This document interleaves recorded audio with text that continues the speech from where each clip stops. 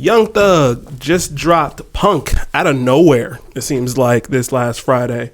So in 2021, obviously they dropped like the Young Stoner Life YSL album. Mm-hmm. And so now this is his solo album. Yeah. Thought that was your block. My niggas ran that. Them niggas big pussy. Pass me a Tampax. Selling that powwow. I got that anthrax. Okay, so let's kind of take it piece by piece. I guess the good, the bad, and the ugly, right? So the good, I do think he took chances on this album. It's a lot of, there are things on here that I didn't expect to hear. Shit, the first 3 or 4 tracks, I thought he was like making country rap.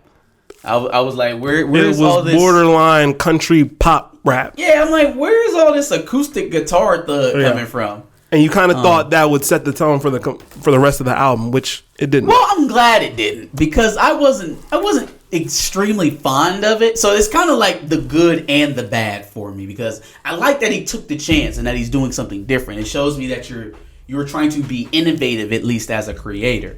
It just didn't land well with me. Okay. It actually kind of hit for me. Did you like it? Yeah. I liked the first part of Stupid Asking. I actually kind of liked the song with Gunna, Recognize Real. And then the J. Cole verse was... The J. Cole verse was fire. The J. Cole verse was fucking fire. J. Cole's verse on this album is better than most of the verses on Off Season.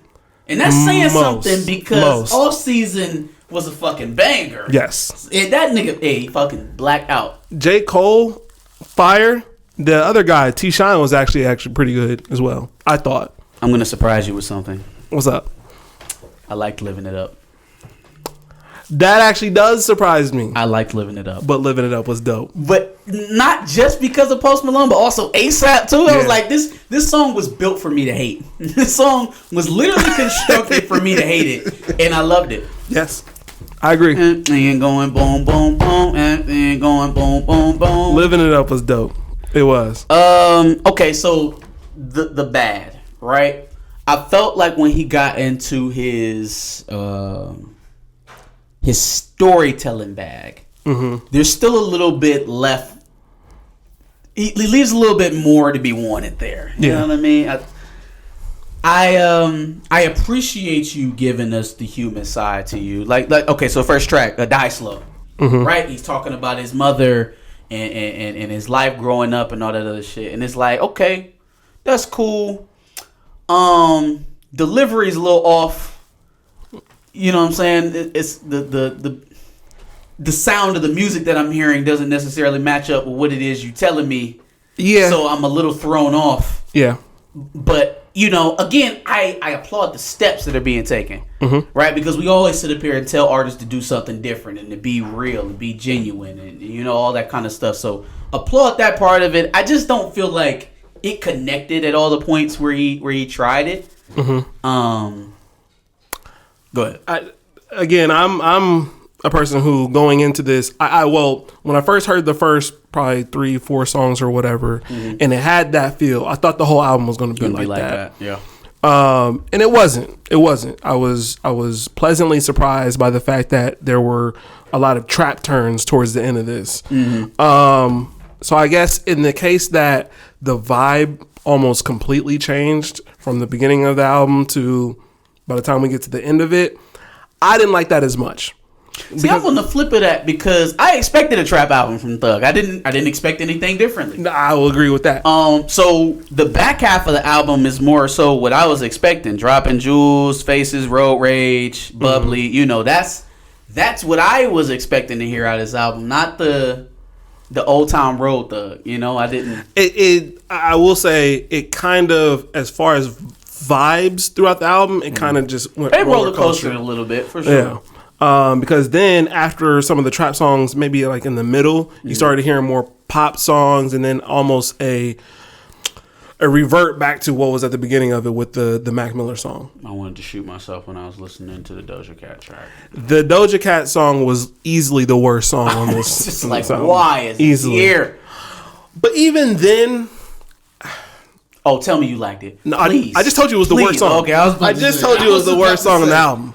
It was easily the worst song on the album, but even then, I wasn't so turned off from the whole album. Oh, no. It didn't make me turn off from the whole album. I think, okay, so if I got it graded,